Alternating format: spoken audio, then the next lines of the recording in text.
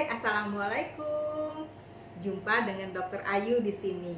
Hari ini kita akan membahas mengenai sensing extrovert.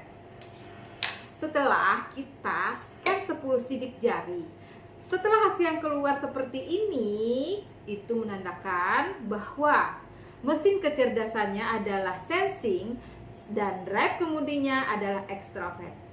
Apa itu sensing extrovert? Berikut penjelasannya.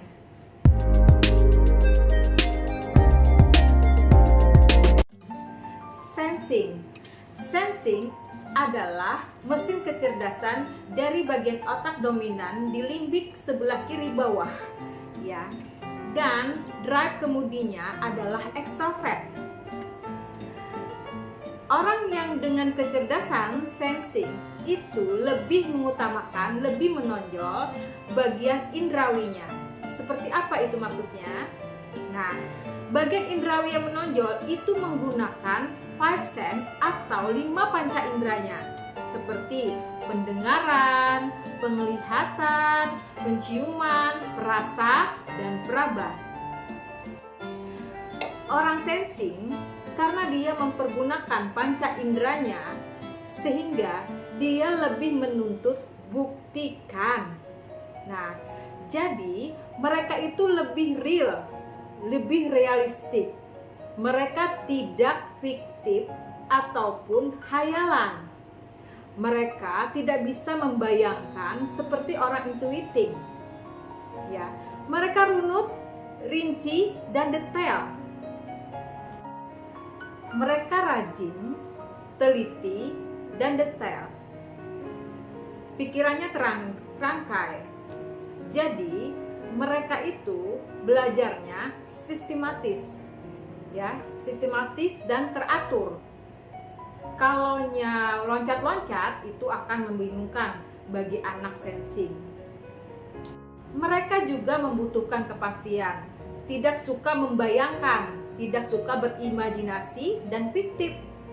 Nah, kalau janjian sama anak sensing harus benar-benar pastikan jamnya berapa, tempatnya di mana, itu harus benar-benar dipastikan dengan anak sensing.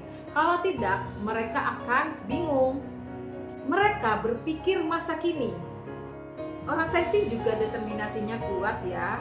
Mereka itu lebih konstan dan stabil, sehingga bila orang melihatnya seperti orang yang membosankan.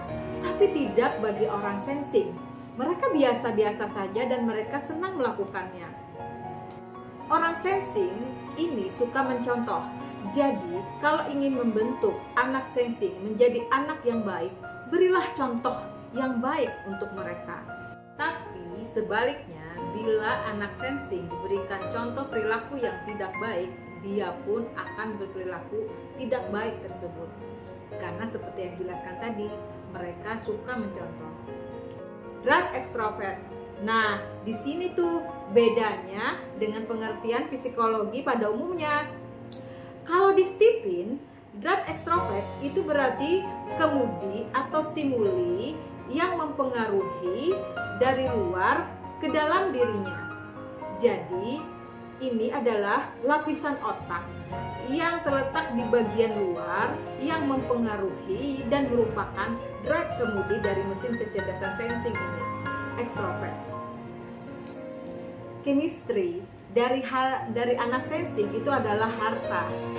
Maksudnya seperti ini. Kalau anak sensing diiming-imingi dengan harta, dia akan lebih bersemangat, dia akan lebih terpacu motivasinya. Contoh, nah, kalau kamu juara kelas, maka ibu akan kasih kamu uang 1 juta rupiah.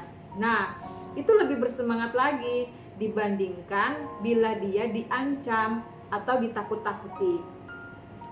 Ini pada sensing extrovert, ya. Jadi, dia apabila sesuatu itu real, nyata, dan terukur, itu tuh ciri khas daripada anak sensing. Sensing extrovert yang cerdas, dia pandai memanfaatkan dan mengambil peluang-peluang serta momentum-momentum yang ada untuk meraih chemistry, meningkatkan aktualitas dirinya. Sensing extrovert itu dengan eksitasi yang tinggi dan inhibisi yang rendah. Apa tuh artinya? Eksitasi yang tinggi artinya dia mudah termotivasi atau dia terstimuli dari pengaruh lingkungan atau pengaruh dari luar. Tapi daya tangkapnya atau responnya terhadap stimulus tersebut terhadap dirinya dia lamban bergeraknya. 4 kata kunci daripada sensing extrovert adalah mengingat, karena panca inderanya tadi ya, merujuk pada panca inderanya yang kuat. Yang kedua adalah otot merah yang kecil. Yang ketiga rajin. Yang keempat tercetak. Artinya apa? Dia akan mudah menerima stimuli dari lingkungannya. Apabila lingkungannya memberikan contoh-contoh yang baik, nilai etika, norma yang baik, dia akan melaksanakan dan mencontoh perilaku dan norma-norma yang baik tersebut. Tetapi sebaliknya, apabila yang masuk ke dalam dirinya adalah hal-hal yang negatif, lingkungan yang kurang baik, dia akan mencontoh hal tersebut juga. Akan masuk ke dalam dirinya dan akan dilakukannya seperti itu. Karena anak sensing extrovert adalah anak yang suka mencontoh. Anak sensing yang cerdas adalah anak yang pertama, mereka rajin. Yang kedua, mereka setia. Yang ketiga, mereka adalah pengingat yang kuat. Yang keempat, jujur. Dan yang kelima, mereka dermawan. Nah, ini penting sekali untuk menanamkan nilai-nilai kejujuran semenjak dini, agar ini seiras dengan clue atau pencapaian mereka akan harta yang lebih baik lagi apabila ini diiringi dengan penanaman kejujuran semenjak dini. Anak sensing yang tidak cerdas atau yang negatif, apabila mereka malas, kemudian mereka statis, oportunis, adu fisik, dan juga tidak disiplin. Nah, tugas kita tuh sebagai orang tua untuk membimbing dan mengarahkan mereka dari yang tidak cerdas atau negatif tersebut menjadi keadaan yang lebih baik, lebih cerdas dan positif. Mungkin ada dari Bapak Ibu sekalian yang menyanggah, kok anak saya beda ya sama yang dijelaskan di atas. Nah, begini. Ingat ya Bapak Ibu, ada teori yang namanya FGR, fenotip.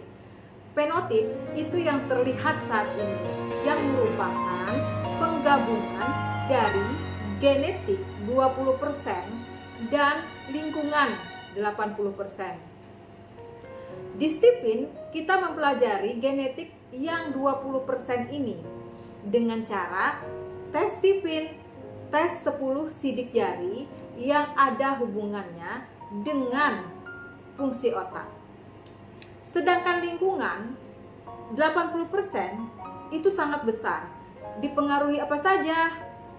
Keluarga, ajaran orang tua, pendidikan, budaya, suku, teman, dan masih banyak lagi. Jadi, STIPIN ini memaksimalkan potensi genetik yang 20% agar bisa lebih optimal, agar anak Anda lebih ini gue banget, dan kita mengatakan lu gue ahlinya.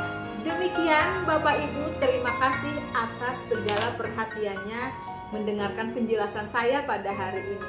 Semoga bermanfaat. Demikian Bapak Ibu, wabillahi taufiq wa hidayah. Assalamualaikum warahmatullahi wabarakatuh.